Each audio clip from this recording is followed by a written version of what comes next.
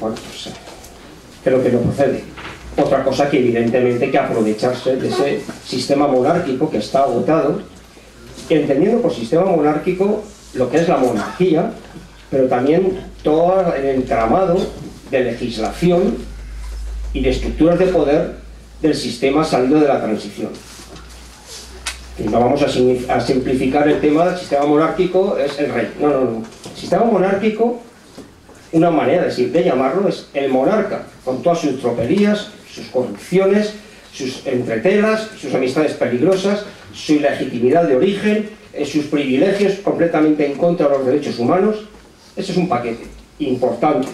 Pero importante también es todo el entramado que supone, repito, todas las estructuras de poder y que están agotadas. Digo, esperar a que eso de mérito propio traiga la Tercera República es un error. Hay que aprovecharse de ello, pero lo importante es impulsar un proceso constituyente republicano. Claro, el tema de decir, bueno, ¿cómo lo impulsamos? Bueno, pues son preguntas que incluso han surgido aquí en el coloquio. Bueno, pero ¿cómo se puede hacer que la ciudadanía... Bueno, pues esos son los retos que tenemos en el movimiento republicano. ¿Cómo impulsar desde la ciudadanía ese proceso constituyente republicano? Y desde Unidad Cívica por la República, pues evidentemente no tenemos la varita mágica, sino es que, bueno, estaríamos ya estupendamente. Pero sí que tenemos al menos 3 ideas, que tampoco son el gran descubrimiento. Pero claro, nosotros decimos, bueno, pues una de las claves es que hay que republicanizar la actualidad. Y eso significa de impregnar de alternativa republicana no solamente a las noticias diarias o las críticas a las noticias diarias, sino también el propio conflicto social. Es decir, como una cosa que la República tiene que conectar, que sea el elemento transversal que conecte todas esas luchas. Lo que le dé sentido. Es decir, que no tiene sentido solo que la sanidad luche por la sanidad, que la educación por la educación, o tiene sentido que tenga que tener, que lo es, y muy importante. Pero que llega un momento que cuando la crisis del sistema es tan fuerte como actualmente, tiene que haber una esperanza, tiene que haber un modelo que todo eso lo aglutine, y eso se llama república. Y cuando desde algunos sectores se dice que no es tiempo de hablar de república, pues, en fin, nosotros desde el movimiento republicano lo que decimos que posiblemente las prioridades de la agenda política, de las fuerzas políticas y sindicales y sociales, pues haya que atajar lo que sea prioritario en cada momento. Pero que sin olvidar de que hay que republicanizar el conflicto social. Y consecuentemente hay que meter la república poco a poco. Y como decimos en el manifiesto que hemos sacado de Unidad Cívica por la República para la manifestación del 6 de diciembre, y leo 2 líneas, dice: la Tercera República es el marco político, económico, social y cultural donde todas esas aspiraciones legítimas del conflicto social tienen la oportunidad real de materializarse. Y a la inversa, las luchas democráticas que se olviden de la República como elemento aglutinante y de solución de alternativa acabarán chocando, antes o después, con el muro de hierro del sistema monárquico. Y yo creo que esto hay que tenerlo en cuenta. Si se pueden obtener cuestiones positivas, se puede adelantar en las reivindicaciones, en unas mayores cuotas muy limitadas de democracia, pero al final tenemos ahí el muro del sistema monárquico. Y eso se soluciona, aunque se inventen otras cosas, con la alternativa republicana. También el elemento de dar juego a la juventud es un elemento clave que el movimiento republicano tenemos que tenerlo en cuenta. Y es un reto importante. Todas las nuevas formas de reivindicación ciudadana y de movilización que están surgiendo, y aquí se ha hablado en la ponencia anterior del tema del 15M como una manera de significarlo, es un elemento clave porque ahí está el futuro. Ahí está el futuro. No solamente biológico, por la gente que estamos aquí o dejemos de estar, sino porque es el futuro de la juventud la que tiene que impulsar también la República. Y yo creo que también es clave una autocrítica en el movimiento republicano, porque es necesario encontrar un referente político y social al movimiento republicano. Existe una atomización que es positiva por la pluralidad de opciones que existen en toda la geografía nacional, pero sí que es cierto que se hace cada día más perentorio la necesidad de que el movimiento republicano tenga una referencia político y social cuanto más amplio, mejor. En este aspecto, porque llega un momento determinado que pasó mañana, el Borbón abdica, o no abdica pero se muere, o X, y el movimiento republicano tiene que tener, ojalá, la mejor voz unitaria y aglutinadora de todo este tema, y eso es necesario, y pasos se están dando al respecto. Nosotros desde Unidad Cívica por la República, como ayer comentamos en la conferencia inaugural, se ha creado un organismo unitario que no tiene mayor pretensión de ser uno más, sino la Junta Estatal Republicana, que en breve, en el mes de enero, va a celebrar un segundo congreso, un segundo encuentro, y que tiene voluntad de aglutinar y de convertirse, ojalá más pronto que tarde, en el elemento de referencia que aglutine al máximo de la alternativa republicana, porque creemos que es necesario. Y bueno, y esas son ideas de cómo avanzar hacia la república. Pero claro, hay dos patas también que no hay que olvidar, aparte del movimiento republicano. Una es la pata institucional, que trabajo ahí para allá al respecto, y otra pata es la pata de la ciudadanía. Igual digo la pata, es el sector de la ciudadanía. Y precisamente para hablar del sector de la ciudadanía es por lo que hemos convocado esta mesa redonda. ¿Por qué? Porque ni el movimiento republicano por sí mismo, ni los partidos políticos institucionales o no institucionales son suficientes. Porque la república no vendrá si no hay ciudadanos republicanos, al margen de cómo estén organizados. Y hemos querido pulsar cómo desde distintos sectores de la ciudadanía se puede ver el tema de la república. Sectores que son importantísimos para poder traer la tercera república. Y aquí tenemos en la mesa pues una representación de esos sectores. Y hay muchos más. Entonces yo voy a presentar a los componentes de la mesa y quiero hacer una observación que me lo han pedido ellos y que así fue como fue configurada la mesa, que las personas que van a hablar no son representativas de ninguna sigla, ninguna organización, sino solamente son altamente conocedores del sector del cual van a hablar. Que nadie entienda de porque aquí se puede ver alguna cara conocida que representan algunas siglas o alguna organización. Se representan a sí mismos y si están en la mesa es exclusivamente porque son conocedoras de los sectores que vamos a hablar. Y los sectores que vamos a hablar son los siguientes, que son los del programa. Os presento, por el orden, de aquí hacia allá, Rodrigo Vázquez de Prada, por parte de los medios de comunicación. Rodrigo Vázquez de Prada es periodista. En los últimos años ha colaborado en Le Monde Diplomatique, edición española, dirigido por Ignacio Ramonet. Ha sido director de la revista Argumentos y corresponsal en España del Humanité y colaborador en múltiples medios, tales como la revista Triunfo. Empezando su periplo profesional allá por la década de los años 70 en el periódico Nuevo Diario, donde fue redactor político, siendo procesado por la jurisdicción militar por publicar informaciones relacionadas con la URD. Fue director de comunicación en distintas empresas públicas y responsable de la organización de periodistas del PC en la clandestinidad. Actualmente es codirector del periódico digital de izquierdas Crónica Popular, donde diariamente intenta dinamizar el panorama mediático y las conciencias alternativas desde donde siempre ha estado y sabido, desde el periodismo comprometido.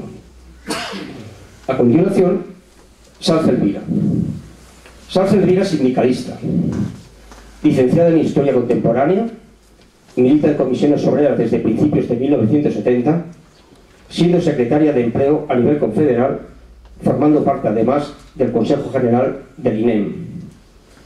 Actualmente trabaja como profesora de enseñanza secundaria en Madrid, siendo secretaria confederal de Investigación, Desarrollo e Innovación de Comisiones Obreras. El sindicalismo en la defensa de los trabajadores forma parte de su experiencia y compromiso, es que lo lleva en la sangre. A continuación está Nacho Murgui.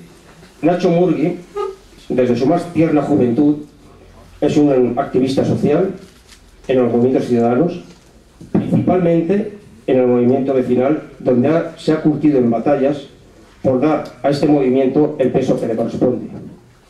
Actualmente es presidente de la Federación Regional de Asociaciones de Vecinos de Madrid. A continuación, Begoña San José. Begoña San José, feminista, presidenta de la Coordinación de Organizaciones de Mujeres para la Participación y la Igualdad, que agrupa a más de 200 organizaciones feministas. Pertenece al Fórum de Política Feminista, ha sido secretaria confederal de la Mujer de Comisiones Obreras y cooperación de la Dirección General de la Mujer y secretaria confederal de la Mujer de Comisiones Obreras, presidenta del Consejo de la Mujer de la Comunidad Autónoma de Madrid, subdirectora de Empleo y Cooperación de la Dirección General de la Mujer y concejala del Ayuntamiento por Izquierda Unida. Toda la actividad política social relacionada con las políticas de igualdad y del feminismo y con la defensa de los derechos de las mujeres. Actualmente trabaja como secretaria interventora de la Administración local. Y completamente a mi derecha, Agustín Moreno, profesor que fue secretario de Acción Sindical de Comisiones Obreras de 1977 a 1996 y actualmente trabaja como profesor de enseñanza secundaria en Vallecas, en un instituto aquí en Madrid. Dicho esta presentación, van a tener un turno por orden que van a explicar sus planteamientos y después abriremos el turno de palabras. Sí que quiero indicar, porque así hemos quedado, que lo que se ha pretendido con esta mesa es ver cómo desde cada uno de estos sectores cómo se valora el tema de la Tercera República como alternativa, sus contenidos y cómo alcanzarla. Desde los medios de comunicación, desde el sindicalismo, movimiento vecinal, feminismo o el tema de la educación. Y bueno, yo les pasé en su momento, se les pasó en su momento un guión orientativo, pero la intervención lógicamente es libre y cedo ya la palabra por distinto orden. Repito, primero intervendrán cada uno de ellos y después abriremos el coloquio. Rodrigo, tienes la palabra. Buenas tardes, compañeros republicanos.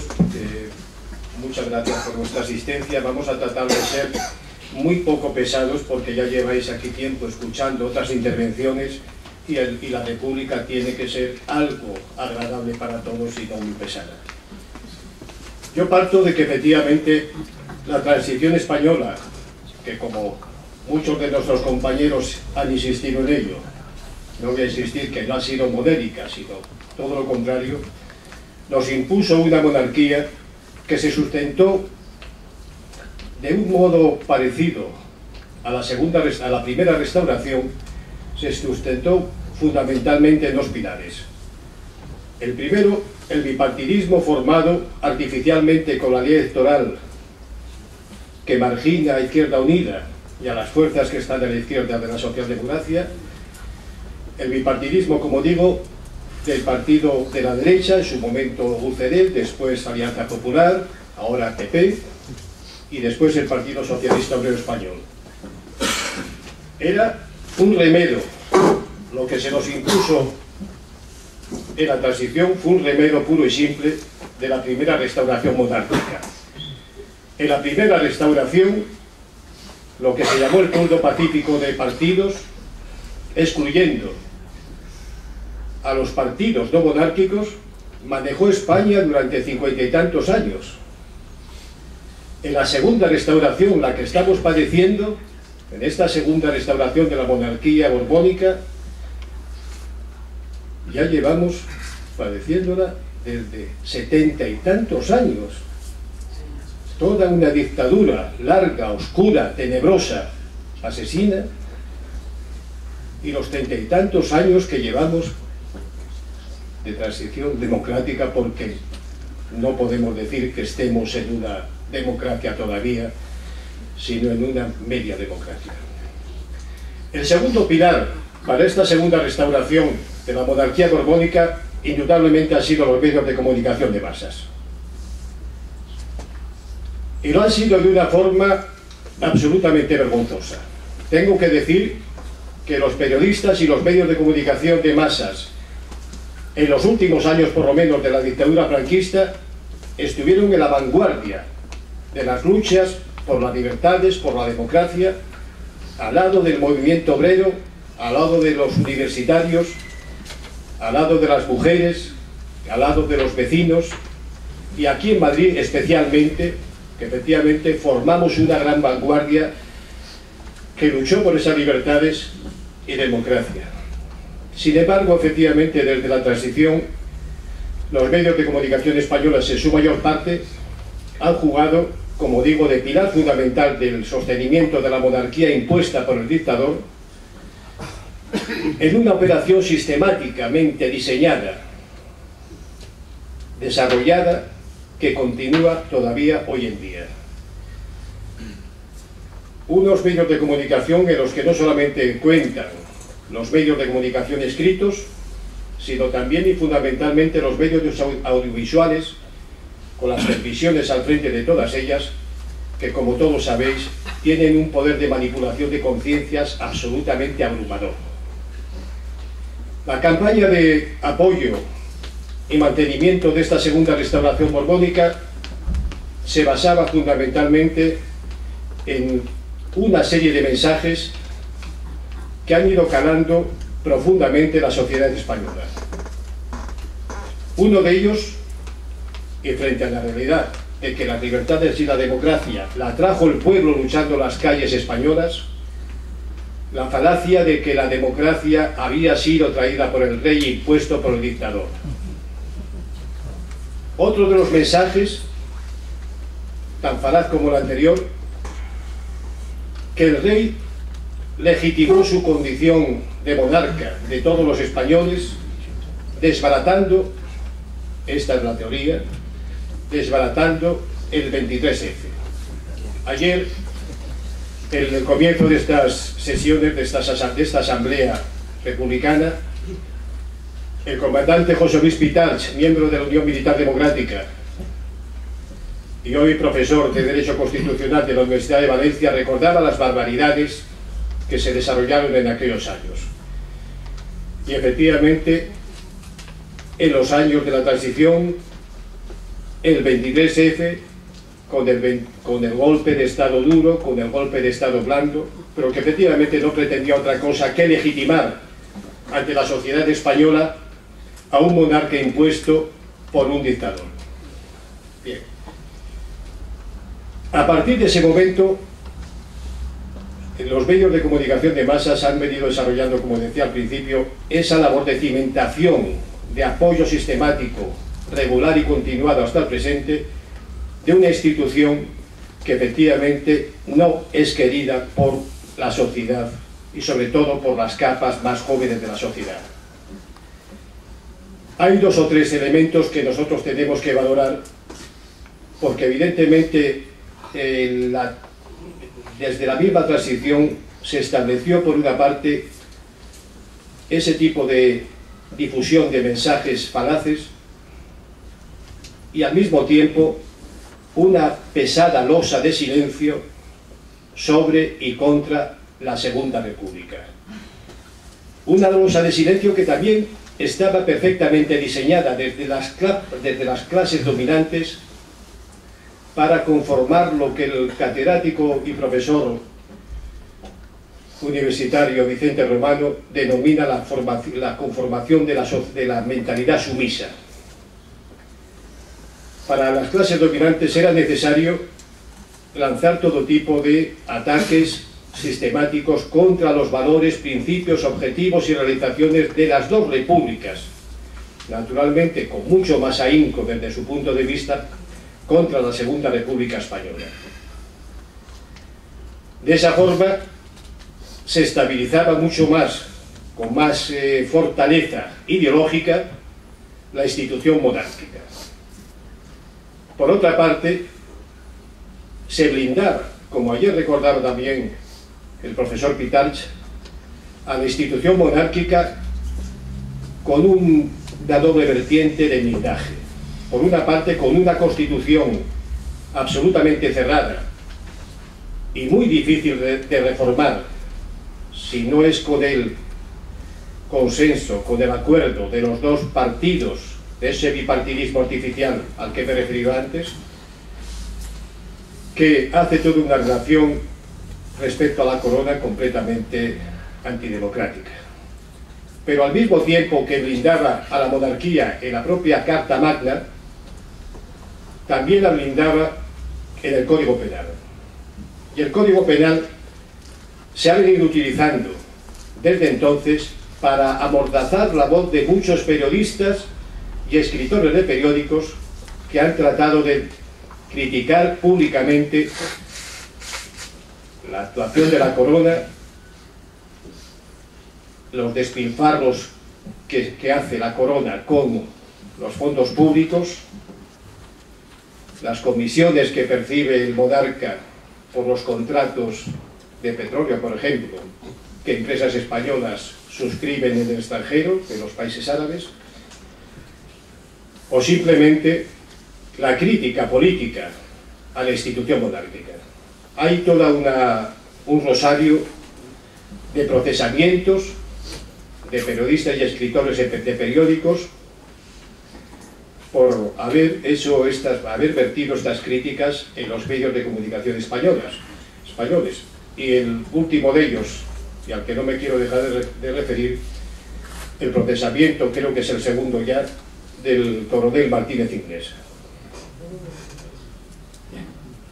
Con este doble blindaje, naturalmente, los medios de comunicación lo han tenido muy fácil.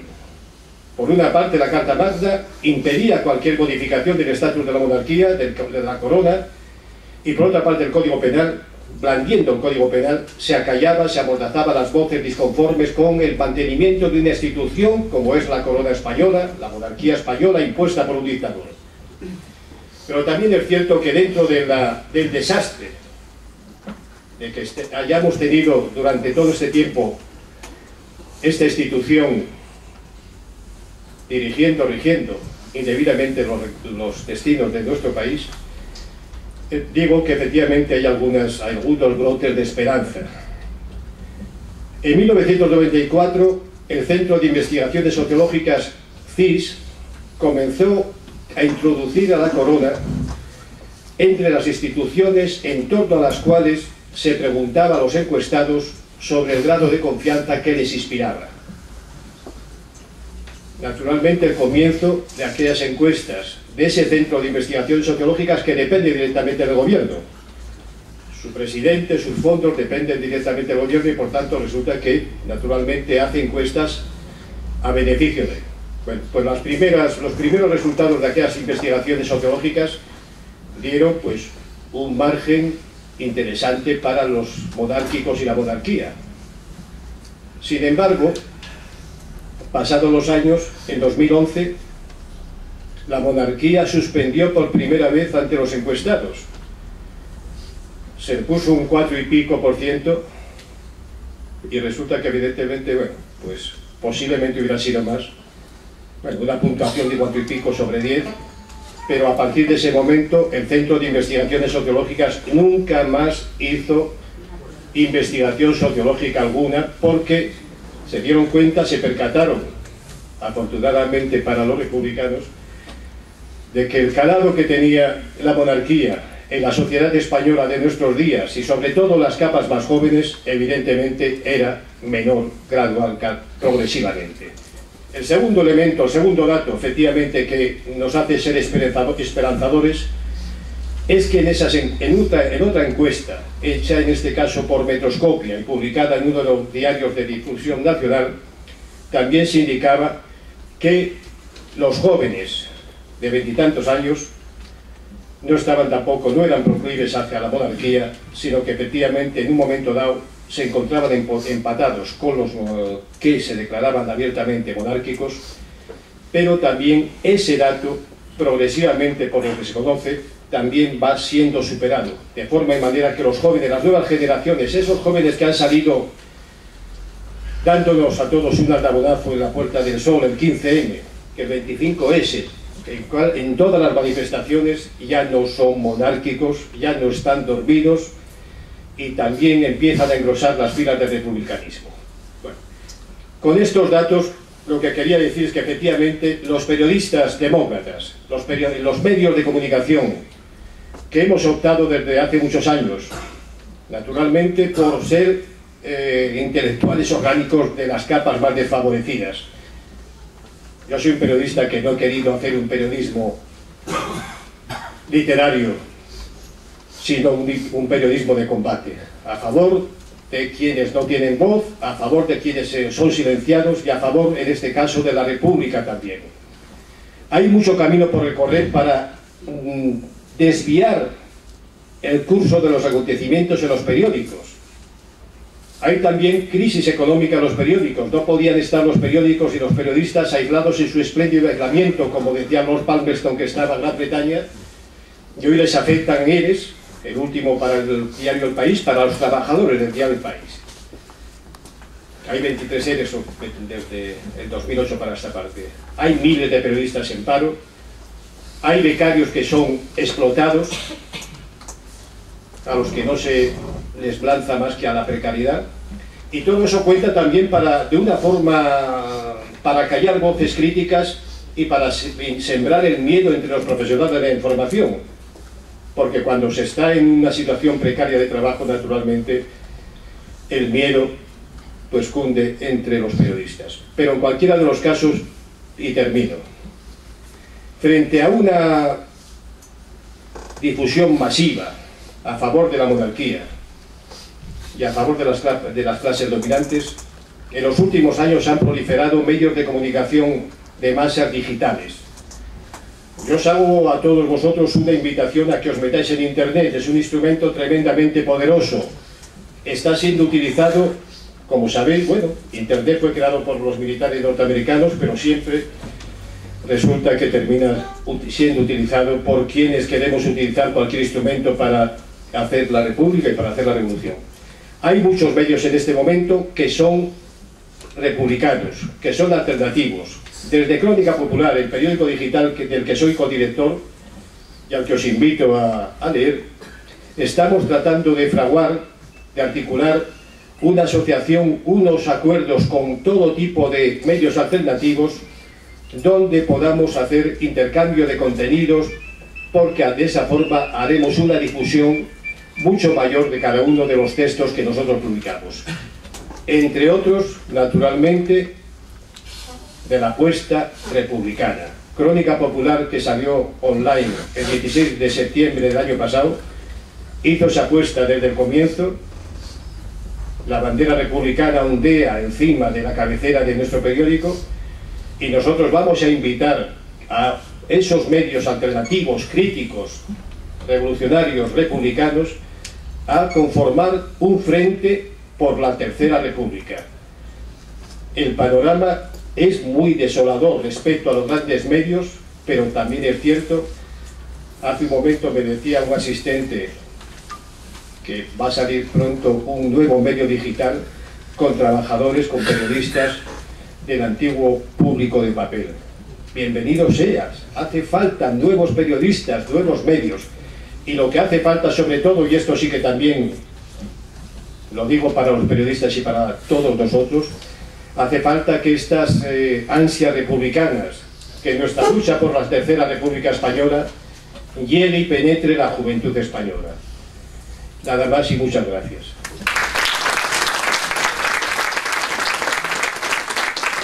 Pues muchas gracias, Rodrigo. Sanz Elvira. Bueno, buenas tardes. Muchas gracias por la invitación. Estoy aquí encantada de estar con vosotros, aunque sí sean ya casi las 8 y pico de la tarde. Lleváis 2 días aquí, otros venimos de las asambleas. Yo quería, en la brevedad que nos corresponde, porque lo importante después va a ser el debate, el coloquio, es hablar desde el área del movimiento obrero, desde el área sindical. Llevamos asistiendo en los 2 últimos años, sobre todo antes también, a una cadena de agresiones, de derechos, de conquistas históricas de los trabajadores, con el único objetivo de aprovechar la crisis para recortar lo conseguido en los últimos años. Con el argumento de la crisis se está intentando recortar. Es una ofensiva de clase, a fondo, de la clase dominante contra la clase trabajadora, y esto es lo que creo que hay que aclarar. O sea, la lucha de clases existe, lo que pasa es que hay unos que lo tienen muy claro, que son los que gobiernan, y otros que los tienen menos claro, que quizás seamos los trabajadores y las trabajadoras. Por lo tanto, en esta interminable crisis que va a más, se agrava cada día, con un modelo productivo que es un desastre, que no hay forma de sacarlo adelante con este modelo productivo y destruyendo la poca industria que tenemos. La investigación se la quiere encargar lo poco que tenemos con proyectos que llevaban años y que funcionaban muy bien, y por lo tanto es algo que no va a ninguna parte, sino a poder empeorar cada día más. Y esto va haciendo que las condiciones de vida y trabajo de la mayoría se vayan deteriorando cada día más. Si cogemos la Constitución, recoge una serie de derechos fundamentales que dicen que gozan de protección privilegiada. Estoy hablando de derechos laborales, como es el derecho al trabajo, o como es el derecho a la libre profesión y oficio, o como es el derecho a la protección social.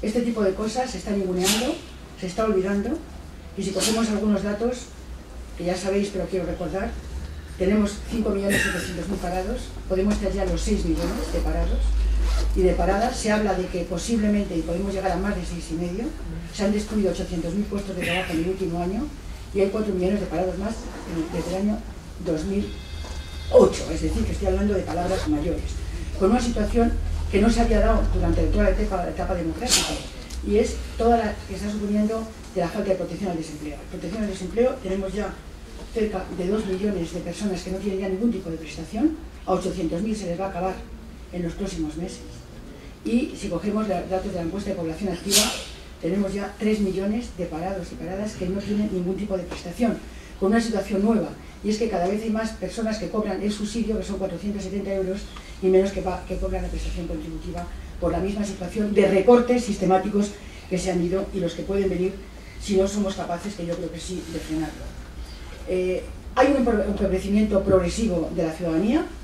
Si cogemos los datos últimos de la encuesta de salarios, se ha pasado de 26.000 euros por hogar en 2007 a 24.000, es decir, que solamente con un índice de precios al consumo que va en ascensión cada vez más, y aún así se han perdido 3.000 euros en los hogares familiares en los últimos 3 años.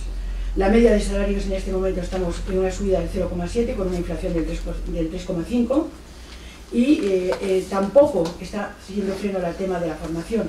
Está claro que los parados y paradas con menos formación son los que tienen más dificultades de encontrar un empleo, pero es que hemos pasado, según los últimos datos que tengo, de personas formadas con título universitario, han pasado de ser el 5% de los parados al 12% en este momento, cuando la media europea está en el 5%. Esta es la gran tragedia de nuestros jóvenes bien preparados que van a tener que irse, que se están yendo ya, a que una serie de países estén capitalizando esto. Yo estoy responsable de investigación, desarrollo e innovación. A un científico nos cuesta formarlo cerca de 600.000 euros, y se están cortando proyectos, que estos científicos van a llevar los proyectos a Alemania, Francia, Estados Unidos, y van a competir con España, la Unión Europea, con esos proyectos, cuando los hemos formado aquí, cuando significa que a mayor inversión en investigación va a haber un modelo productivo distinto, y tenemos, si no, los datos de paro y de inversión en investigación.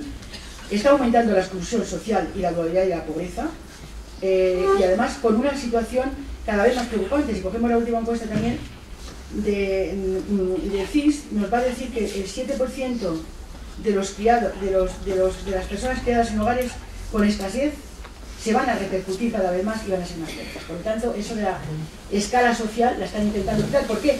Igual que cuando habla Agustín de educación, me imagino, o de igualdad, Begoña, ¿qué es que nos estamos encontrando?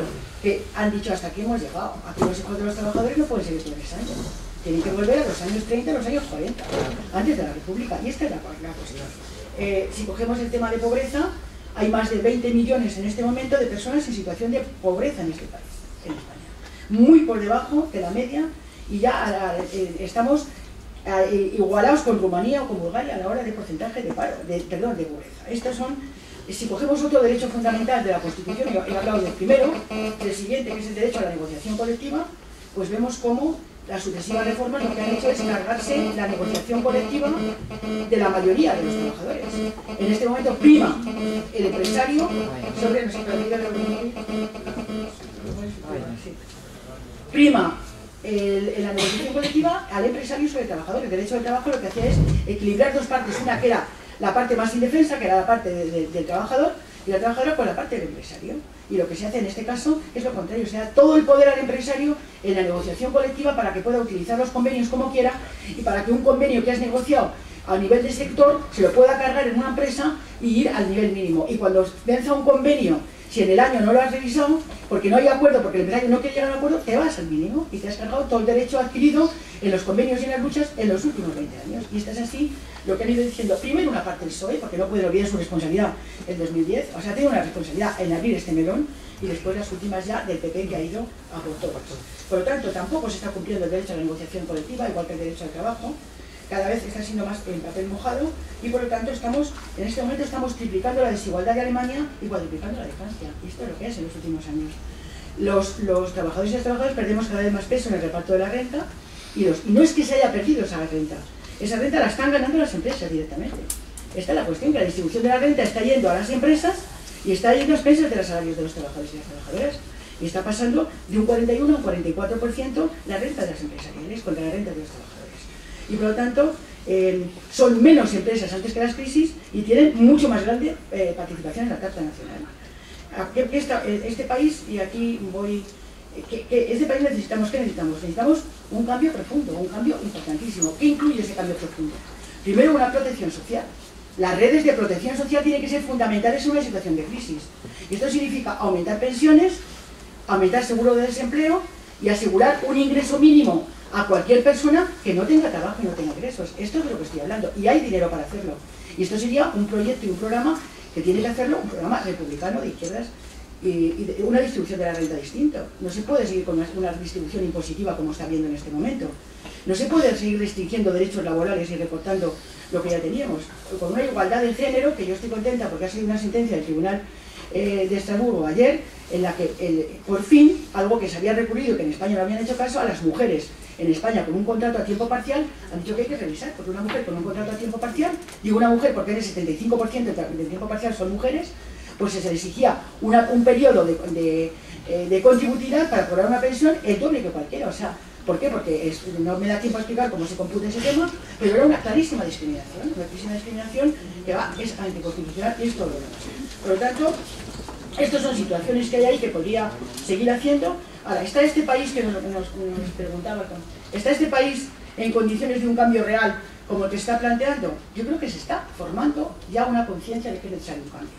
Las movilizaciones últimas, ciudadanas, que ya han pasado de ser movilizaciones puramente sindicales, ya pasan a ser movilizaciones ciudadanas, tienen ya un rescoldo importante en lo que tiene que ser un cambio profundo de la sociedad. Y me parece que estas son las cuestiones estratégicas y fundamentales. Yo creo que estamos caminando hacia ese proceso constituyente, cada vez más. ¿Por qué? Porque hay muchas personas conscientes de que la Constitución del 78 ha sido totalmente violada, ninguneada y tirada a la basura. Y por lo tanto, en tanto que porque no se han respetado los artículos que corresponden con protección social, los que realmente respondían a los más débiles. Esos se han ido cargando poco a poco.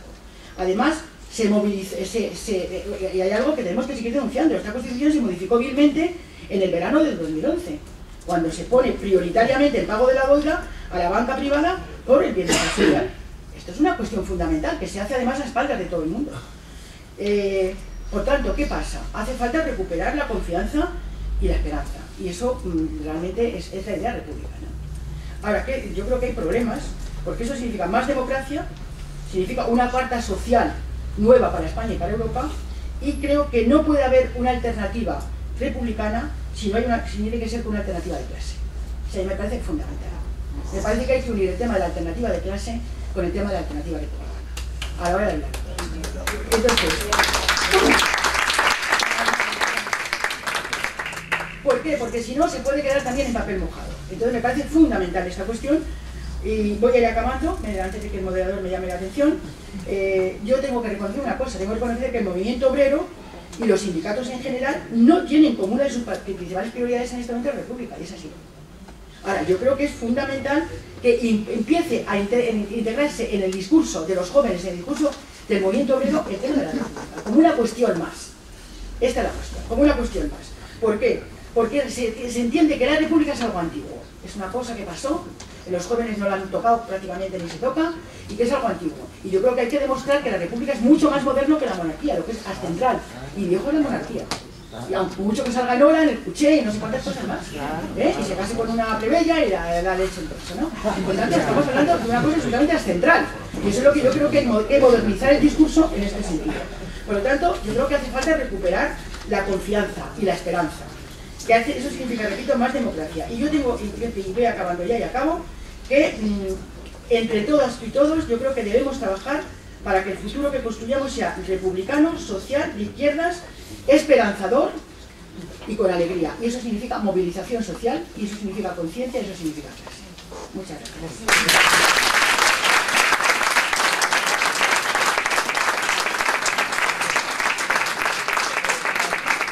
Pues, seguimos con las intervenciones tan interesantes y ahora por parte de orden, que estamos en la mesa, desde el movimiento vecinal, Nacho Burgui, por saber qué nos aporta. Hola, muy buenas tardes a todos y a todas. Agradeceros la invitación para participar en esta mesa redonda, sobre todo porque, bueno, también como os he dicho al principio, el no venir en representación estrictamente del movimiento vecinal pues me da cierta libertad para decir más, soltarme un poco más la melena, vaya. Entonces, y uno no siempre tiene ocasión de hacer este tipo de cosas, entonces bueno, pues se agradece, ¿no?, profundamente, además compartir este rato con todos vosotros y todas vosotras. Muy rápidamente porque tenemos que ser ágiles, como ya se ha dicho al principio. Me pongo esto aquí para ver cómo voy de tiempo, ¿vale? Bueno, en cuanto a las carencias, es evidente que un modelo que se dice democrático parece mentira que haya que explicar que está reñido con la imposición de un jefe de Estado de la mano de un dictador y con la imposición de un procedimiento hereditario para la asignación del jefe del Estado, ¿no? O sea, que haya que explicar esto parece una broma, ¿no? Pero bueno, claro, el movimiento vecinal, si bien, porque por su ámbito de actuación, pues quizá el modelo de Estado no es algo que toquemos, ¿no?, y tal, pero sí que encarna un tipo de ciudadanía que es sujeto de una democracia que tiene, yo creo, en su DNI, iba a decir, no, en su ADN, pues ese poder constituyente, ¿no?, que se reivindica cuando estamos diciendo, bueno, que es necesaria una ruptura. ¿A qué me refiero con esto?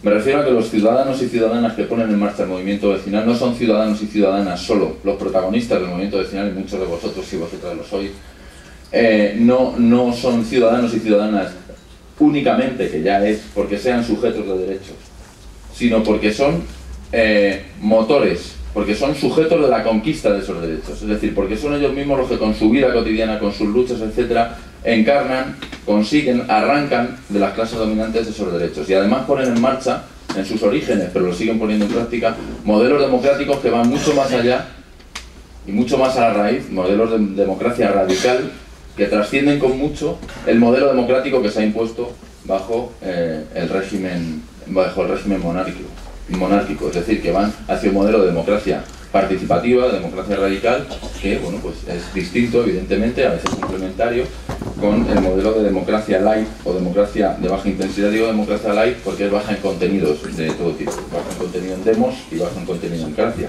Y desde que la ofensiva de las clases dominantes, que han venido en llamar crisis, pues ha puesto ya de manera mucho más evidente, iba a decir casi pornográfica, en la dictadura de los mercados sobre el tapete y como argumento máximo, ¿no?, de por dónde tienen que ir las cosas, pues parece ser que ya nadie se cree, ¿no?, que aquí la cracia esté en manos del demos, pero no ni del demos ni de los políticos que dicen representarlo, ¿no? Entonces, evidentemente el movimiento vecinal, decía, se encuentra con esta carencia global, representa, tal como lo entiendo yo, representa o encarna estas aspiraciones de parte de la población de poder ir definiendo, de poder, lo hablamos antes por otro tema, pero de poder ir ejerciendo ese derecho de autodeterminación, pero no solo no de una nación, sino de las clases populares, ¿no?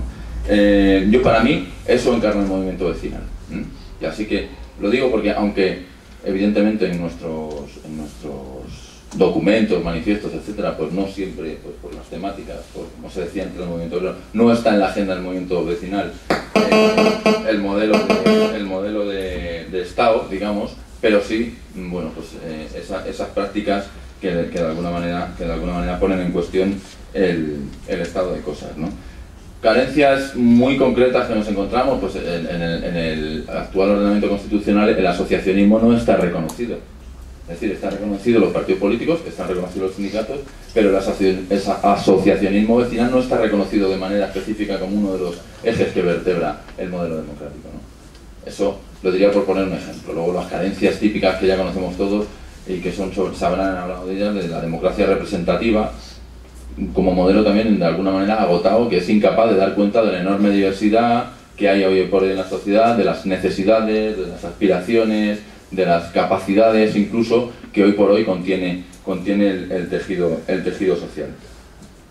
Y luego una estructura del Estado absolutamente centralizada, que nosotros reivindicamos esa descentralización, y así lo hemos hecho históricamente, hacia las comunidades autónomas, pero también desde las comunidades autónomas hacia los ayuntamientos, que es una descentralización pendiente, y desde los ayuntamientos hacia los barrios, que es donde entendemos que es uno de los espacios, de los ámbitos territoriales donde se puede expresar un modelo democrático mucho más radical, mucho más cercano, etc. Una descentralización que se tiene que producir a nivel administrativo, a nivel económico, es decir, que lleguen los recursos a los barrios, y a nivel político, es decir, que la ciudadanía tenga la capacidad de elegir a sus propios representantes para los gobiernos locales de manera directa y no como se hace ahora, ¿no? Que tú votas a los representantes que hay en el ayuntamiento y luego desde el ayuntamiento te ponen al representante que hay en tu barrio, tú no eliges al representante de tu barrio, ¿no? Pues esas son algunas de las cuestiones que en lo más concreto podríamos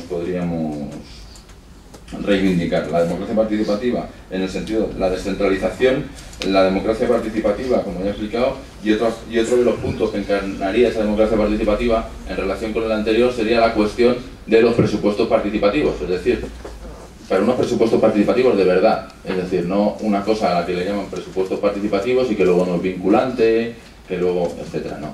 Unos presupuestos participativos que supongan una cesión de poder por parte del lado de la democracia representativa al lado de la democracia participativa.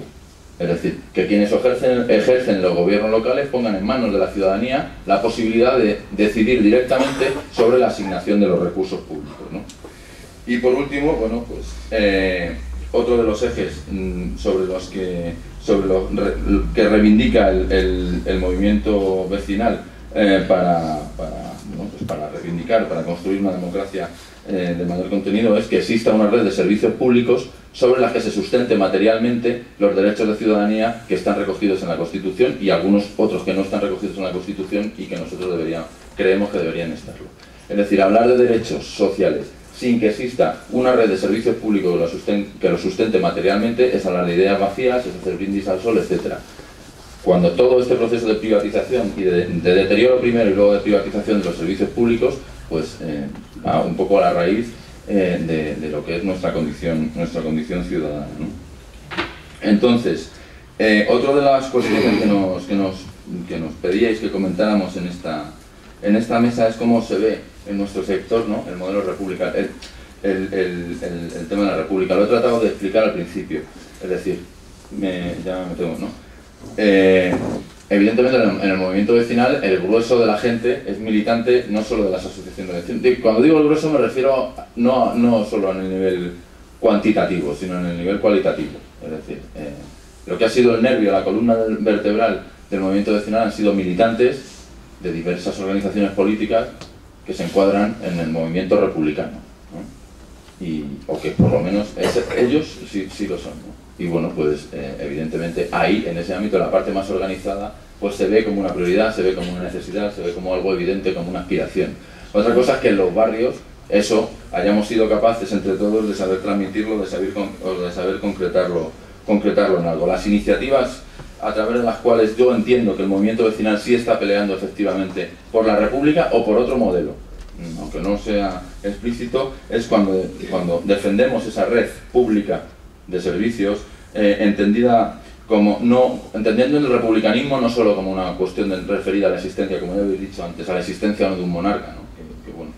Sino como un espíritu, como una forma, como una concepción de la sociedad en la que lo público, en la que lo colectivo se sitúa por encima de los intereses privados y por encima de los intereses individuales, ¿no?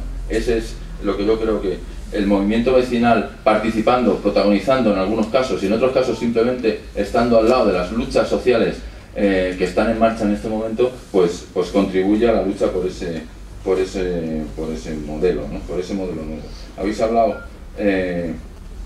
y yo creo que es para cerrar, lo que digo es cómo contribuye el movimiento vecinal como otros movimientos a la constitución de otro orden social, de otro orden, de una ruptura, O sea, para que se produzca una ruptura, esa ruptura tiene que ser técnicamente posible, digamos, y políticamente factible, políticamente viable. Y para que sea políticamente viable tiene que haber un proyecto alternativo de sociedad y un sujeto político con capacidad para imponer ese proyecto. Ahora mismo hay un proyecto alternativo, que es el de las clases dominantes, y hay un sujeto que está teniendo capacidad para imponerlo, que son las clases dominantes. Para nosotros, no digo para el movimiento vecinal, digo, cuidado, digo, entiendo que para los que estamos aquí, para los que apostamos por otro modelo, la tarea principal debe ser la de la construcción de ese sujeto político con capacidad para desarrollar ese programa alternativo, para imponer esa ruptura. ¿Cómo hacerlo? Pues ahí voy a recurrir a los clásicos. Cuando decían, esto no hablando de la República, sino hablando del comunismo, el comunismo, Marx y Engels decían, el comunismo es el movimiento real que supera el estado de cosas existente.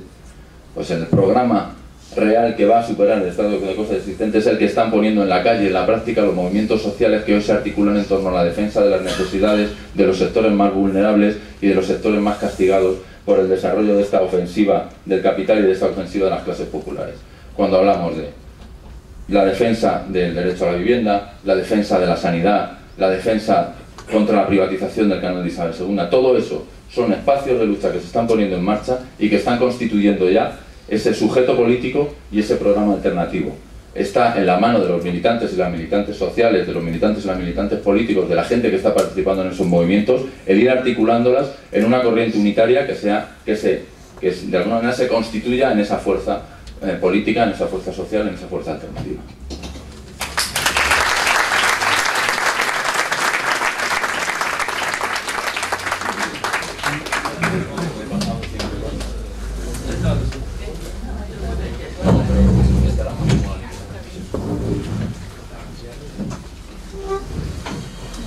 Lo que dicen los compañeros antes, tampoco en el movimiento feminista hay un pronunciamiento ni mayoritario ni explícito, sobre todo no explícito, respecto al tema de la forma del Estado, ¿no?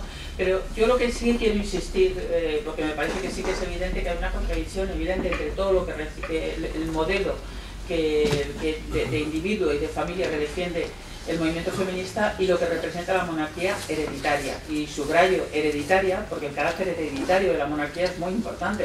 Es muy importante porque obliga a que sea la sangre y por tanto es a través, como dice Celia Moros, genealogía se compone de dos componentes: el genus, que es la carne, la generación, digamos, física del heredero, y el logos, es decir, la legitimación. Y a las mujeres se nos asigna exclusivamente el genus, es decir, el vientre en el que nace un heredero y el papel ese puramente biológico dentro de la sucesión hereditaria, ¿no?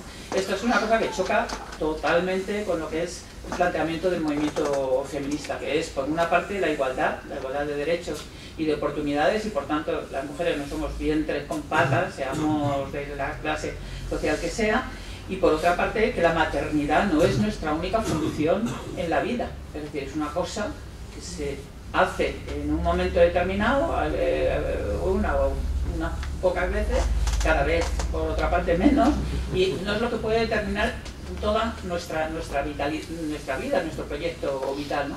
Entonces yo creo que por ese lado hay un choque total con lo que es la familia real y lo que es los modelos diversos de familia en las que las personas se desarrollan libremente, y desarrollan libremente facetas de su personalidad que van desde la sexualidad de las familias reales. Es una cosa que es tremenda, o sea, es primero no es símbolo de como dice la Constitución, de la unidad y la permanencia del Estado, es que es un simulacro. La sexualidad de las familias reales es una mezcla de hipocresía, de negación de la realidad, de los deseos reales que tienen esas personas y de cómo los satisfacen, etcétera, etcétera, y de cómo también representa sus ciudadanos o sus súbditos, cómo desarrollan, ¿no? esa función, por ejemplo, de la edad.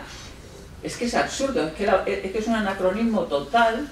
El heredero de Inglaterra, que está a punto de cumplir la edad de jubilación, todavía no ha empezado a trabajar, entonces, y a ejercer la función por la que su madre le engendró. Entonces, es absurdo, ¿no? O sea, que hay una persona que desde que nace hasta los 60 y tantos años tiene que vivir como heredero, y posiblemente no se va a estrenar. Entonces esto es absurdo, ¿no? O sea, es algo que dice, bueno, ¿y qué personalidad tiene ese señor? Bueno, ya sabemos, ¿no? Las cosas, sabemos del príncipe Carlos, cosas muy variopintas y raras, pero desde luego ninguna que realmente contribuya a mejorar la vida de los ciudadanos y a las ciudadanas de su país, ¿no? Otra de las es el reparto de los roles sexuales. Me he referido fundamentalmente al principal rol que tiene la consorte de un rey, que es el de darle un hijo, porque les sobra el segundo, el tercero y tal, pero bueno, los tienen de recambio, igual, vidas malgastadas, porque esos están solamente por si acaso le falla el primero y tal. En España, encima, la Constitución consagra la... además que usa una palabra muy fuerte que me la he apuntado porque vamos, es una... no lo veo, ¿no? Pero dice que es el privilegio o algo así del varón sobre la mujer, es decir, bueno, la preferencia, ¿no? La preferencia del varón sobre la mujer. Por ese motivo, España tiene, por Naciones Unidas, por la Convención para la Eliminación de toda forma de discriminación, cada 4 años le están pidiendo a España que cambie la Constitución, porque es una discriminación flagrante, es un incumplimiento de la Convención esa internacional, ¿no? O sea, que tenga la preferencia el varón sobre la mujer, ¿no? Pero es que, más allá de que vaya a ser rey o reina, un infante, un príncipe, una infanta y tal y cual, es que los roles de las familias sexuales son totalmente también estereotipados. El rey, mejor o peor, tiene unas funciones más o menos políticas y que tiene todos los uniformes del ejército y tal. La reina lo único que tiene que ser es, además de madre, guapa y dedicarse a la beneficencia, no a la justicia social. Las reinas no van a inaugurar digamos, las instituciones públicas de igualdad social, sino cosas caritativas todavía. Es decir, en la institución monárquica las mujeres tienen que jugar ese papel de apoyar la beneficencia, no la justicia, insisto, ¿no? Entonces, bueno, eso es una sublimación de dos estereotipos sexuales, ¿no? Que es el hombre proveedor y la mujer cuidadora. El hombre trabaja y hace las cosas de lo público y saca lo importante, lo que organiza realmente la convivencia, y la mujer es la que pone belleza y bondad y abnegación. Y eso, pues a nivel, ya digo, pues muy exagerado, porque si a una mujer se le exige que sea guapa y abnegada, a una reina o a una princesa tiene que ser guapa, es decir, más guapa que las normales, y hacer lo que sea para mantener esa estética, digamos, de su cargo y tal. Y por otra parte, pues estar constantemente viendo niños, viendo ancianos, viendo gente que se supone que representa ese papel cuidador a su nivel, ¿no? Lo mismo que digo que nosotras no defendemos... bueno, y luego la otra cuestión también, por la que yo creo que es totalmente contradictorio con toda la ideología feminista, la institución de la monarquía hereditaria, es respecto a que el poder es totalmente estático, es decir, la microfísica del poder, que dentro del feminismo es muy importante porque es lo que permite ver las injusticias que dentro, por ejemplo, de la familia, ¿no? Pues es analizando las dos componentes del poder, ¿no? Uno, el poder como capacidad, es decir, que no seas impotente para realizar tus deseos y tus proyectos, ¿no? Es una cualidad, pues, fundamentalmente individual, es decir, que va ligada a eso del desarrollo constante de la personalidad, que ya he dicho que es contrario, porque los príncipes se tiran décadas y décadas de su vida sin ser personas plenas. Y la otra es influir y no solamente ser influida, ¿no? Entonces, en este otro aspecto también, pues claro, la monarquía es una cosa totalmente estática, es decir, un reino está un tiempo limitado en el que manda, luego otro tiempo que deja de mandar, o sea, eso no fluye ni dentro de la propia familia real, ni influye, por supuesto, de la relación con el resto de la ciudadanía. Y eso es totalmente perverso, es decir, esos poderes estancados, poderes anquilosados en una persona que no pueden nunca ser hoy el que influyo sobre ti, pero mañana eres tú quien influye sobre mí, o influye más porque de ese tema o en esta otra nueva situación eres tú quien entiende. Pues claro, como eso no tiene nada que ver con la limitación de mandatos, por supuesto, al contrario, vitalicio, cargo vitalicio, sea cual sea tus cualidades, tus capacidades, tus deseos, en fin, tu utilidad, ¿no? Para Con relación al trabajo, ¿no?, al que se refería, ¿cómo representa la monarquía? Es el símbolo de lo que es el trabajo socialmente útil. Bueno, pues tampoco lo representa de una manera en la que nos podamos decir que nos vemos, como dice, que es el símbolo, ¿no?, de la unidad del Estado y de la permanencia. Nosotros no, yo creo que nadie aspira. Como dice la canción de Sabina, las niñas ya no quieren ser princesas, e incluso no quieren príncipe azul, porque la ha desteñido el príncipe azul, y porque el príncipe azul no representa lo que, en fin, ese que te colma de todas tus deseos y aspiraciones. Entonces, no es, o sea, ninguno de las grandes aspiraciones que tiene la ciudadanía están ahora mismo representadas en todas esas figuras que constituyen la familia real. Eso no quiere decir que la gente, pues vamos a la peluquería y leemos el Lola y nos vemos en el Lola todos los modelos de la princesa Leticia y todo eso, pero yo creo que el comportamiento real de las mujeres no va por ese camino. Pues efectivamente los medios de comunicación y los medios sobre todo los medios culturales crean también muchas otras falacias también, ¿no?, de referentes estéticos y tal, ¿no? Pero yo desde luego creo que en un país donde ya más del 50% de las mujeres están incorporadas al empleo, a la búsqueda de empleo, donde las mujeres están muy incorporadas a la educación, pues esto ni representa ni, digamos, mejora en nada lo que son las aspiraciones legítimas de la mayoría de la gente. ¿Qué es lo que defendemos las organizaciones feministas un poco en ese contexto? Diciendo, como decía antes, que no se explicita la cuestión de la monarquía, ¿no? Lo que sí que yo veo que hay ahora mismo en el movimiento feminista, a diferencia de otros periodos, muchísima preocupación sobre la pérdida del papel redistribuidor del Estado. Y aquí digo del Estado en general, no digo de la monarquía solamente, es decir, este Estado que está haciendo unos recortes que son, casualidad, equivalentes al aumento de la deuda. Es tremendo, es decir, desde la modificación del artículo 135 de la Constitución en septiembre del año pasado, ahora todos los derechos fundamentales, el derecho a la educación, a la sanidad, todos los derechos están supeditados al pago de la deuda. Y por si no lo habíamos entendido, en los presupuestos del Estado de 2013, la deuda se lleva el 25%, 1 de cada 4 euros de los que va a gastar el Estado es la deuda. Y como dice la plataforma por la auditoría ciudadana de la deuda, es triplemente ilegítimo eso. En primer lugar, por eso, porque los derechos, porque el Estado está al servicio de las personas y ahora mismo ha colocado la deuda, el pago a los bancos por encima de los derechos de las personas. Después, porque es una deuda inducida, es decir, que esas entidades financieras han metido los créditos por las orejas tanto al Estado como a los ciudadanos.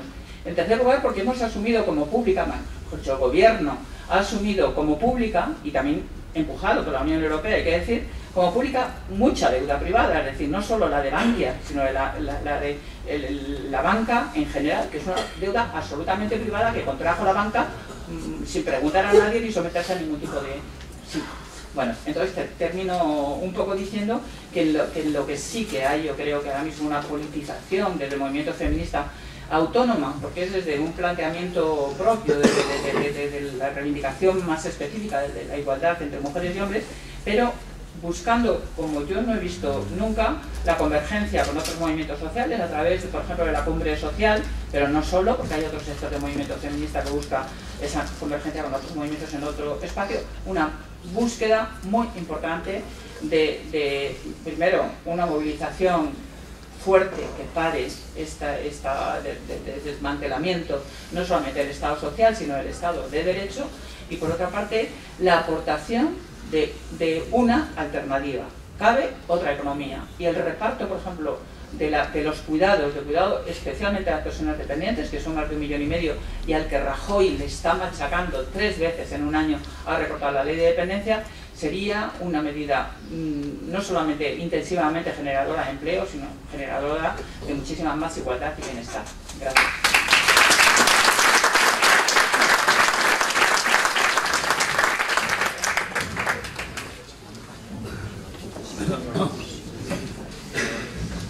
Buenas tardes, yo voy a hablar de educación y de república, con 3 cosas: sobre la historia, sobre la actualidad y sobre el futuro.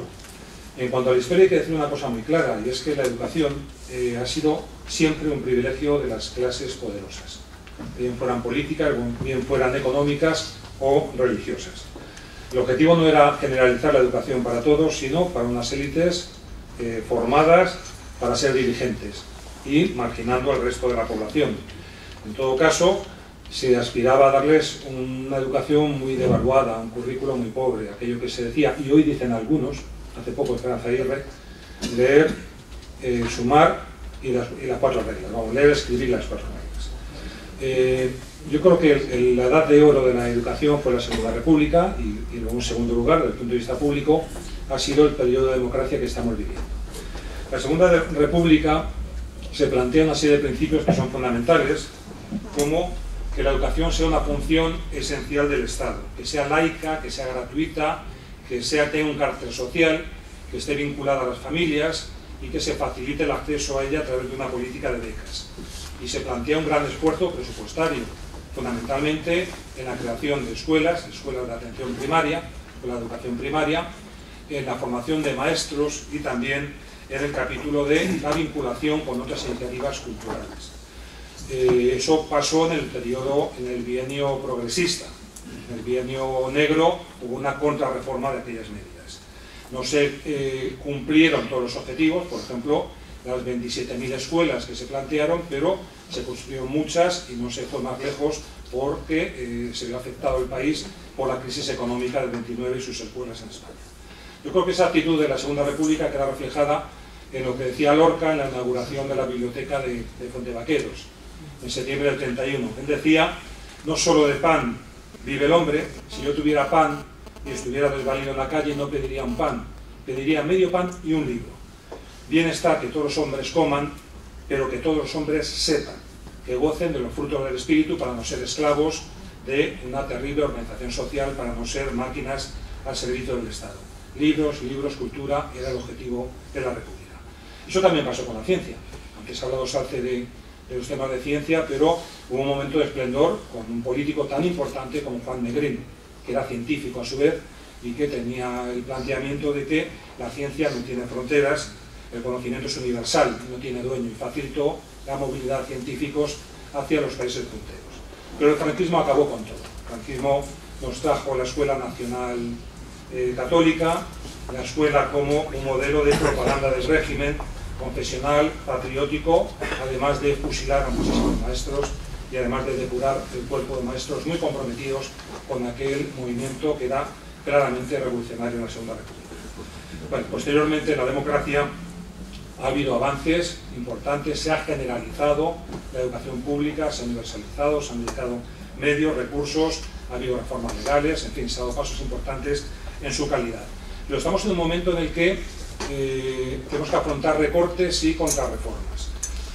Recortes y contrarreformas que tienen que ver también con la situación que tiene la educación española en el sentido de que los sucesivos gobiernos de todo tipo, de todo color, no solo los conservadores, han mantenido acuerdos con la Iglesia Católica y con el sector privado de la educación que ha hecho que no perdiéramos de vista 3 herencias del franquismo que siguen coleteando y que se quieren reforzar en estos momentos.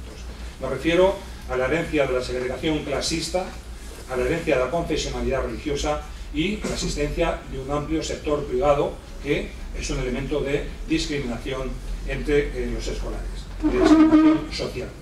A pesar de ello, este desarrollo de la red pública está puesto en el punto de mira. Con la excusa de la crisis están pretendiendo debilitarle, desmantelarle. Y lo hacen por 2 razones.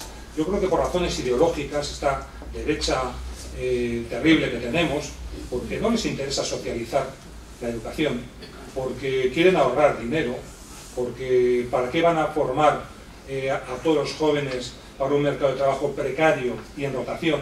¿Para qué les van a formar? Para empujarles a la migración, incluso a aquellos jóvenes que están mejor formados. Entonces lo hacen por razones ideológicas, lo hacen por razones de negocio. Quieren convertir la educación en un negocio. Están ganando dinero los colegios privados y concertados.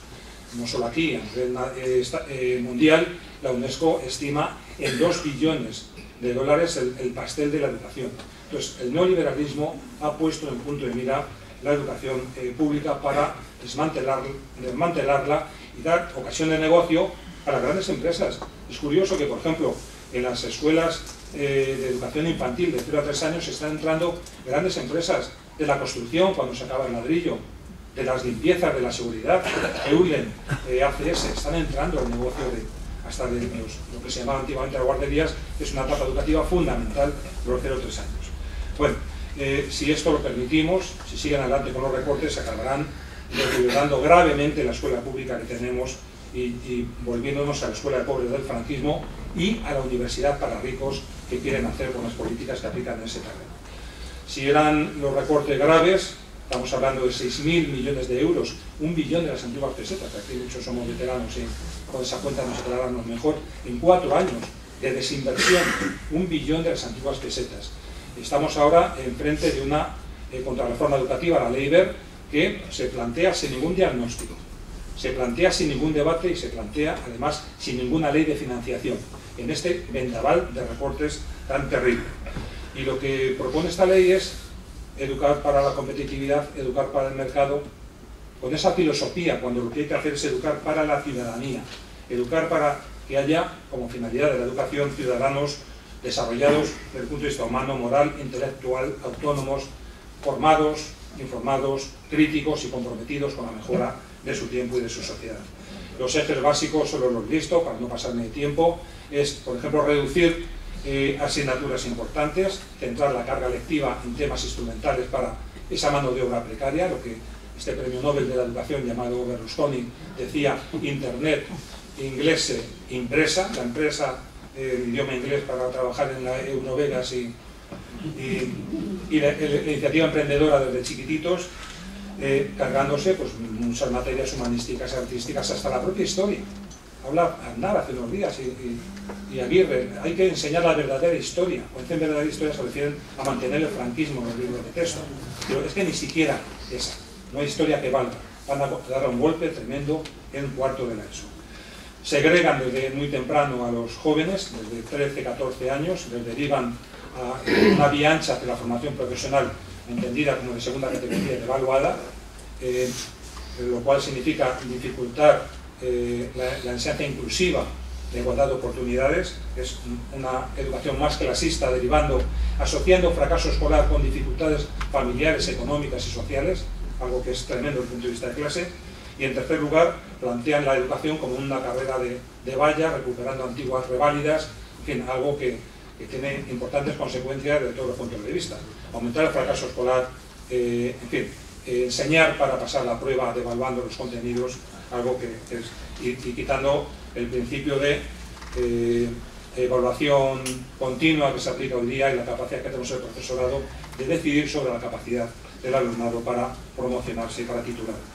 Introducen toda la filosofía empresarial, rankings, publicitarlos, hacer guetos, poder a la dirección absoluto, marginar la participación de padres y de alumnos, en fin, lo que llama la nueva gestión, especializar los centros, fortalecer los conciertos, legalizar la ilegalidad que supone separar niños de niñas por razones ultra religiosas y reaccionarias sin ninguna base pedagógica, lo quieren legalizar con esta ley.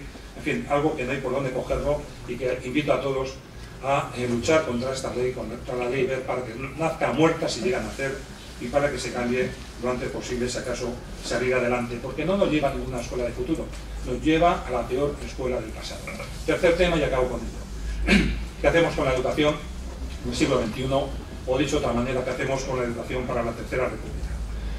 Yo creo que la educación tiene que basarse en esa escuela pública de todos y para todos como eje fundamental del sistema educativo, que asegure mayor igualdad de oportunidades, que asegure mayor cohesión social, que asegure una sociedad mucho más justa.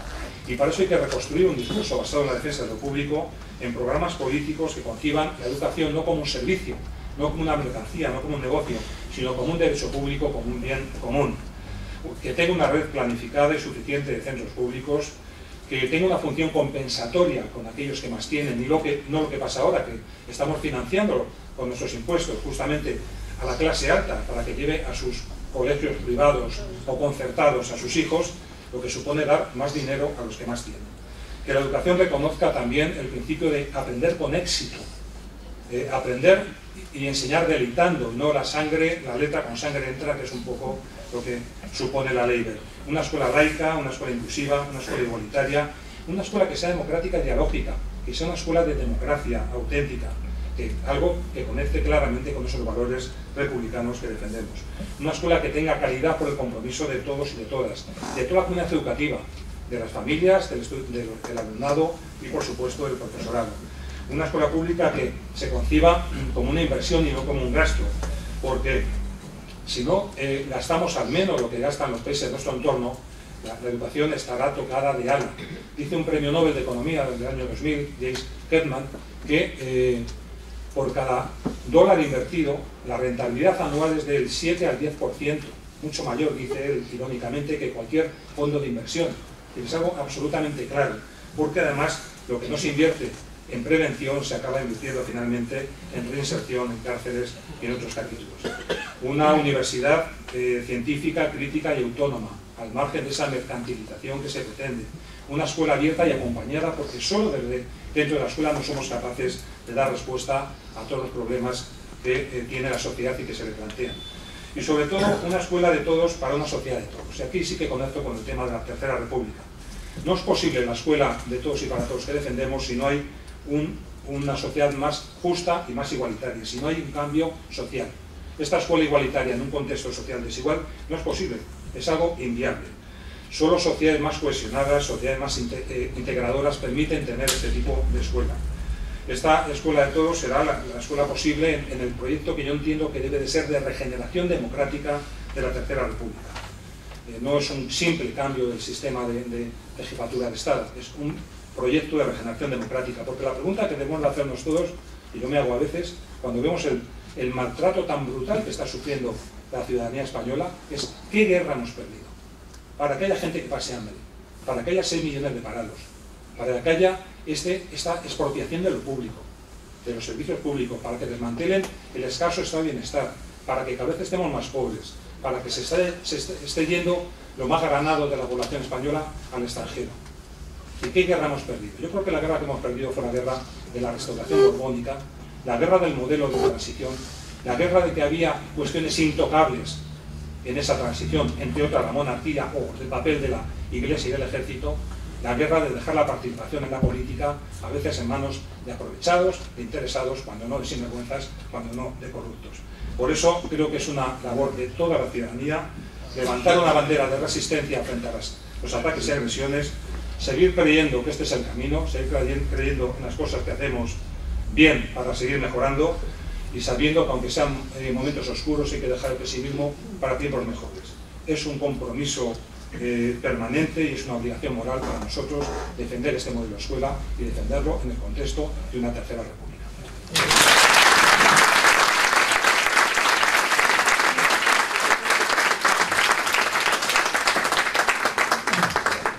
Bueno, pues muchas gracias.